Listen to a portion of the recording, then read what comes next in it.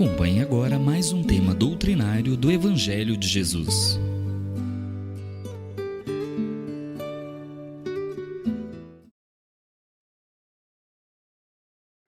Hoje nós vamos falar, sobre o capítulo 8º do Evangelho segundo o Espiritismo. Bem-aventurados os que têm puro coração. Os itens 5 até o item 7, 5 a 7. Pecados por pensamentos, adultério.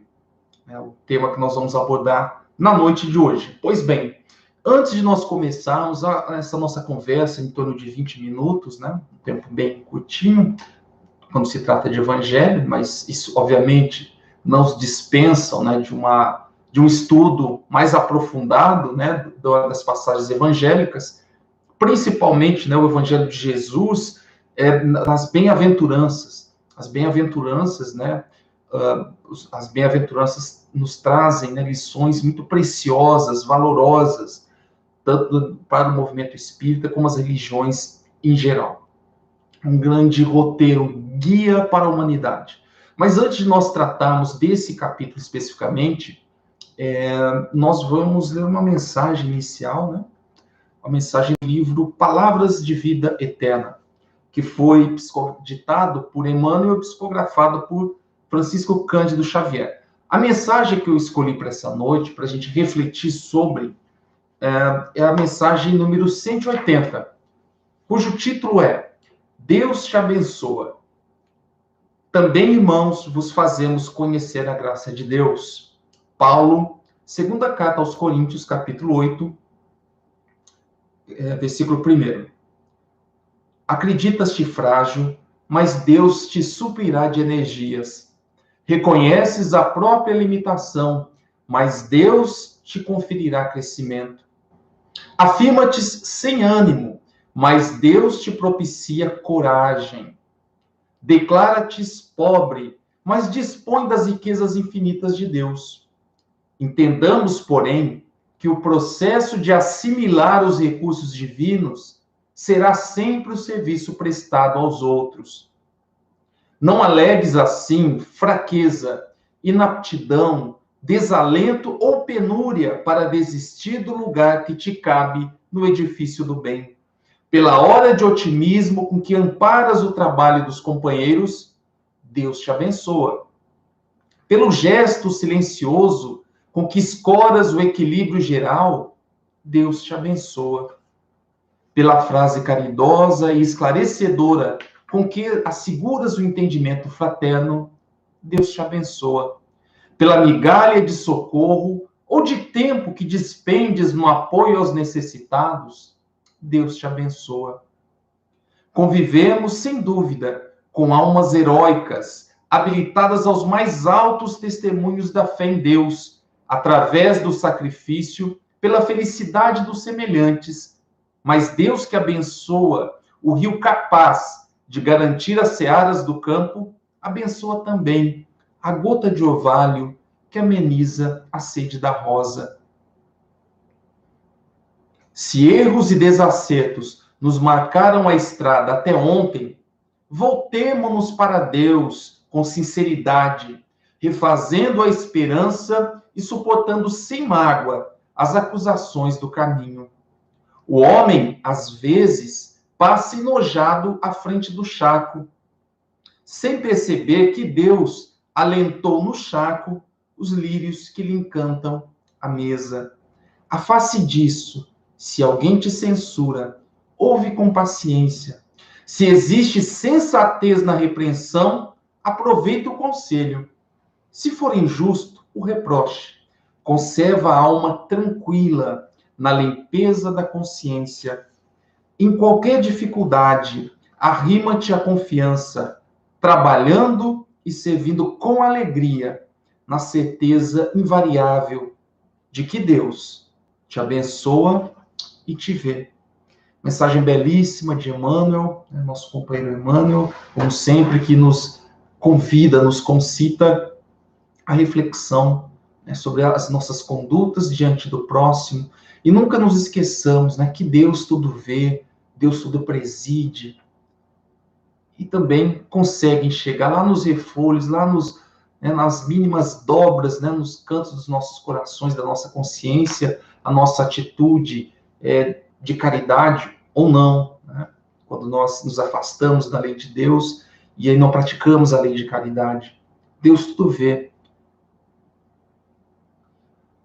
Mas, diante dessa mensagem que eu trago para reflexão, vamos então adentrar no Evangelho segundo o Espiritismo, pedindo a proteção do Mestre Jesus, né, a autorização de Jesus para os estudos da noite de hoje do Evangelho segundo o Espiritismo. Quando Jesus, né, na passagem de Mateus, diz que aprendestes com os antigos o que foi dito, né, não cometereis adultério, as leis de Moisés, né, dentro do Decálogo. Eu, porém, vos digo que aquele que houver olhado uma mulher com mau desejo para com ela, já em seu coração cometeu adultério com ela. Está em Mateus, capítulo 5, versículos 27 a 28. Aqui nós precisamos fazer uma reflexão. Quando Moisés veio à Terra, quando Moisés encarnou na Terra, Moisés tinha um papel muito importante, né, na consolidação da ideia do monoteísmo perante os judeus.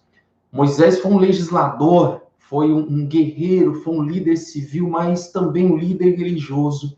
Era um espírito com uma missão muito grave, muito importante, para disciplinar a humanidade naqueles tempos, né? Moisés veio muitos séculos antes de Jesus, e Moisés tinha uma missão muito, como mencionei, muito grave, muito difícil.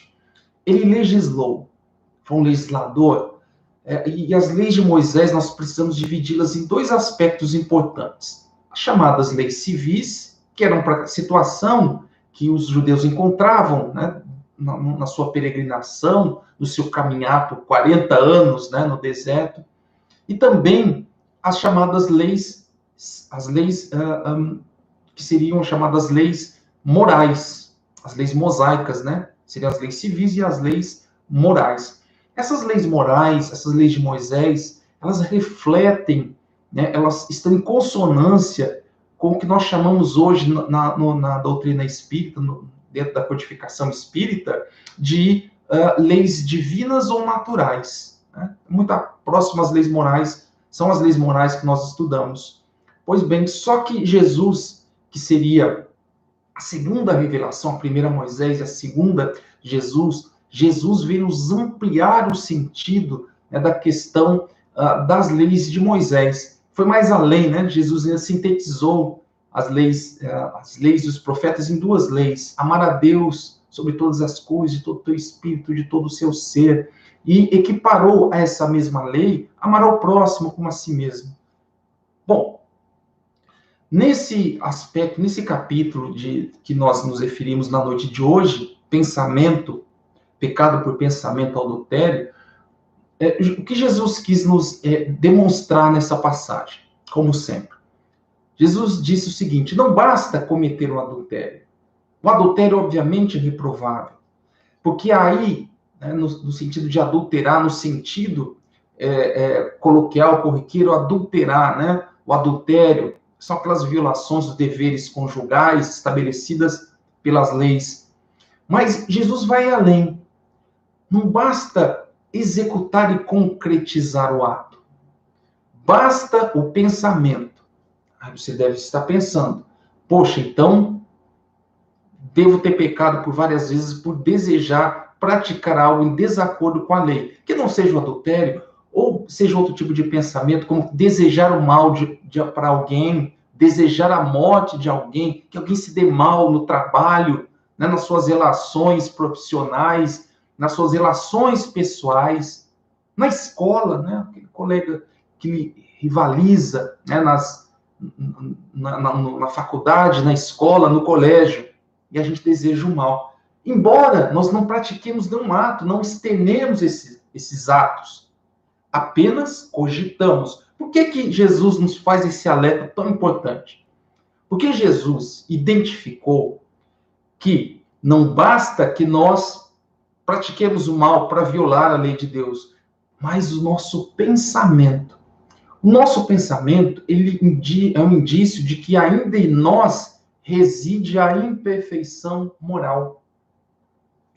Quando nós falamos, né, dos espíritos puros, dos espíritos bons, dos espíritos imperfeitos, nós vamos ver as características de cada uma, né, dessas ordens e as respectivas classes. Obviamente, dentro das ordens que permitem essas classes. Os imperfeitos, nós temos várias classes. E aí nós vamos ver as características de cada um. Um movido pela raiva, outro, enfim, evoluído no aspecto intelectual, mas moralmente atrasado, ou moralmente dentro de um patamar aceitável, mas intelectualmente ainda involuído, que revela uma imperfeição do espírito.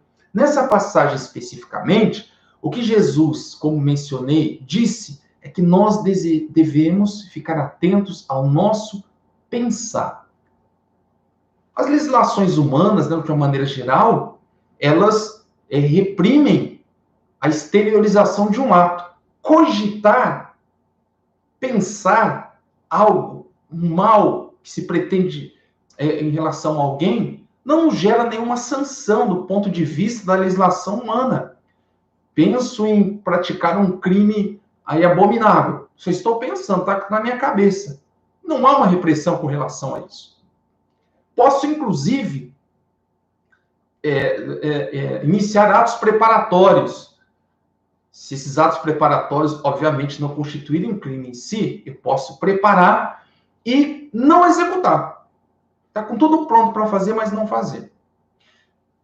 Mas vejam, embora, sob o ponto de vista das leis humanas, eu não sou um celerado, não sou um criminoso, um transgressor, já eu não posso afirmar a mesma coisa no que diz respeito às leis de Deus. Porque em mim ainda tem um sentimento, reside um pensamento que reflete o que? A minha imperfeição. Porque eu permito que dentro de mim desenvolva o sentimento de raiva, de ódio, de violência. Então veja como Jesus foi preciso nesse aspecto. Ele pega essa passagem evangélica, dentro de uma das leis, né, de Moisés, dentro das leis dos 10 mandamentos, e nos amplia o campo de visão. Nós não devemos adulterar. O que significa adulterar? Adulterar é falsificar. Falsificar o quê? Veja, quando eu me coloco sereno, não sou uma pessoa boa, e na aparência eu sou uma pessoa boa, mas estou adulterando os meus... Na verdade, estou me adulterando, porque, na verdade, eu não sou aquilo que eu transmito para as pessoas. Na verdade, eu sou uma pessoa com uma série de imperfeições. Eu apenas coloco um véu, uma cortina, é isso? E sou aquilo que Jesus tanto combateu, né? O hipócrita. O hipócrita é aquele que tem uma divergência muito grande entre o que ele sente e o que ele faz. Por vezes ele faz o que ele pensa também, mas se coloca através de uma cortina. É isso que Jesus sempre combateu. Combateu exemplificando, não condenando, esclarecendo. Portanto, quando nós somos chamados, né, pela doutrina espírita, né, pela a nossa orientadora, né, orientadora de todos nós, obviamente, dos espíritos, a mentora Joana de Ângeles, quando ela propõe a todos nós o autodescobrimento, que seria uma viagem interior. É a partir do momento onde nós vamos conhecer lá nos refolhos da nossa alma quais são os nossos problemas, né? Os nossos recalques, tudo aquilo que nós reprimimos, a nossa sombra que está lá, guardadinha, e que no momento de grande pressão, ela vem, ela surge. E aí a gente se assusta. Poxa, eu não sabia que eu era desse jeito. Sim, esse é o alerta que Jesus já havia feito a todos nós e que Joana de Ângeles, dentro das suas obras, também vem explicar ainda com mais detalhes. Porque Jesus, naquele momento, não tinha condições de dizer tudo a nós. Tanto que ele disse que enviaria um Consolador prometido, que o Consolador prometido é a doutrina espírita nesse aspecto. Aí nós podemos pensar da seguinte maneira, ou ter a seguinte dúvida. Mas veja, como é que eu posso impedir, então, por exemplo, que o pensamento chegue até mim? Vamos lá. Os espíritos evoluídos não sequer cogitam o mal. Porque já atingiu um grau de evolução tamanho que eles não se ligam mais a esses sentimentos. Já se depurou. Mas, na média, nós, vez ou outra, temos um pensamento ruim, um pensamento envolvido por violência, um pensamento envolvido por discórdia, por maledicência, por querer mal a alguém. Veja, eu não posso impedir que um pássaro pouse na minha cabeça, mas eu devo repelir veementemente que, na minha mente, ele produza um ninho. Aí vem aquele alerta que Jesus sempre nos deu, assim como todos os alertas, né, muito profícuos, que são duas ações, né? A vigilância e a oração.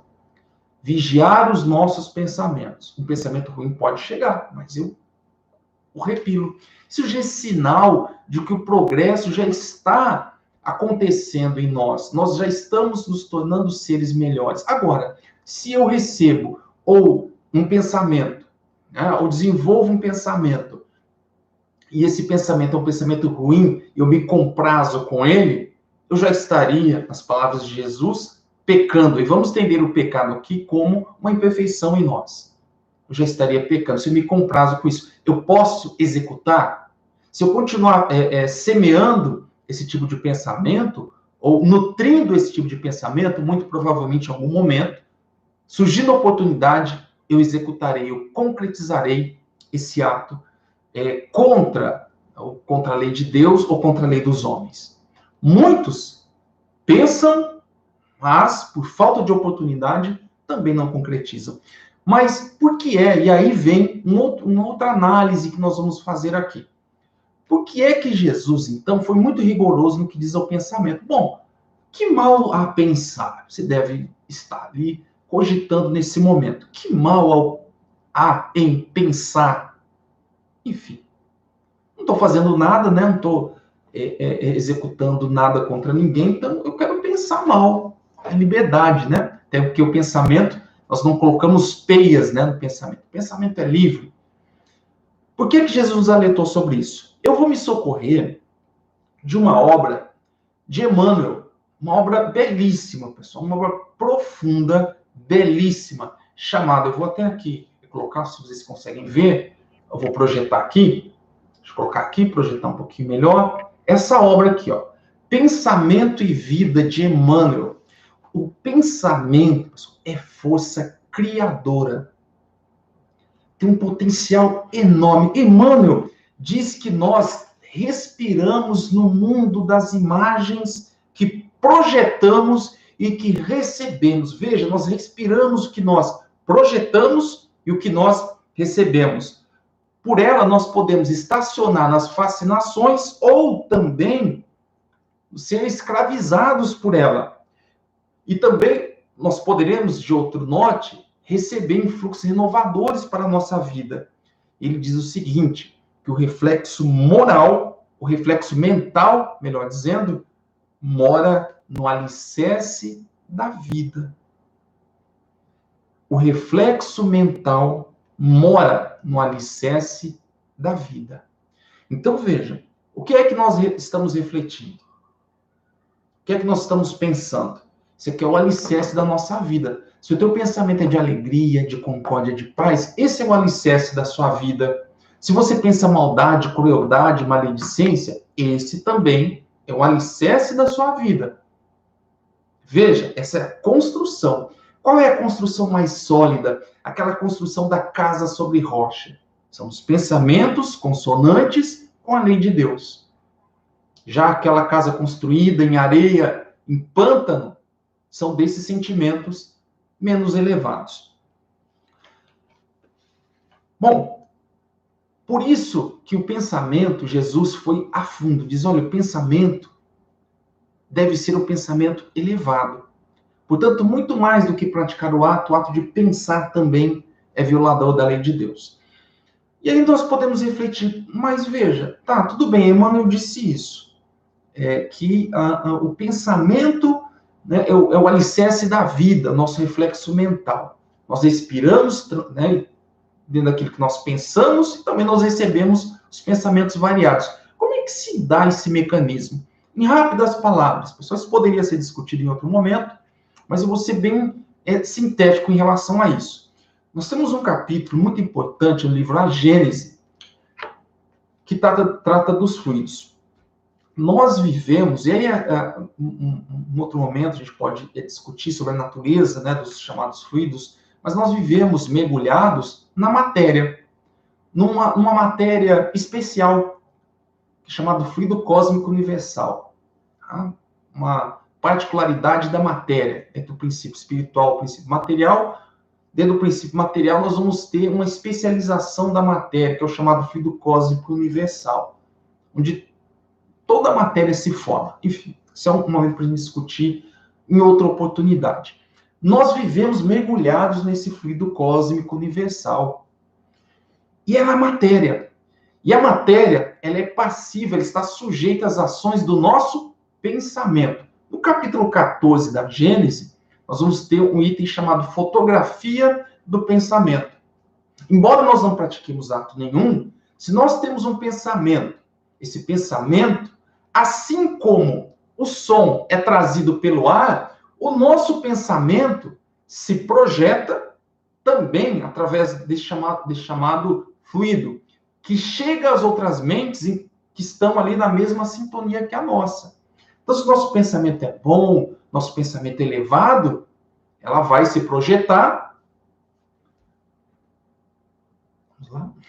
Uma pequena pausa aqui. Ela vai se projetar em outras mentes. As mentes que pensam como nós também vão mandar essas informações. É por isso que Emmanuel disse que nós vivemos, né, dentro, respirando, né, esse hálito universal dos pensamentos. Pois bem, chegada a essa condição, nós podemos ter um pensamento ruim e mantemos a aparência intacta do corpo físico. Só que existe uma coisa em nós chamada perispírito. Nós somos espírito, perispírito e corpo físico. O perispírito permite com que o espírito tenha uma ação direta sobre a matéria. A partir do momento em que eu penso, esse meu pensamento, ele vai interagir, ele vai atuar sobre essa matéria chamada fluido cósmico. E ele se projeta como um desenho. Vocês já assistiram um filme ou leram uma obra? É uma obra, né? É de um escritor britânico, Oscar Wilde, chamado O Retrato de Dorian Gray. Dorian Gray é um jovem muito bonito. Ele fez um pacto. Obviamente, eu não vou contar todo o livro, né? Mas as ações que ele projetava, as ações criminosas, ficavam presas num retrato. Aquele retrato, conforme as ações de Dorian Gray eram realizadas, né, ações malévolas, a sua foto ela ia tomando um aspecto tenebroso. Mas ele sempre se aparentava jovem, bonito, radiante. Pois bem, assista essa obra. É perfeito a gente fazer a comparação do perispírito. Então, com o pensamento, um pensamento menos elevado, ele se projeta. As pessoas que têm a capacidade de enxergar isso, verificam que a pessoa está pensando em praticar um delito. Então, aquela cena se forma na cabeça, se projeta nesse fluido, e lá está a cena. Basta olhar para aquela pessoa, a sua aparência física mantém-se intacta, mas projeta no seu pensamento uma ação criminosa. E tudo em volta do ser espiritual, também a sua atmosfera, a sua psicosfera se altera.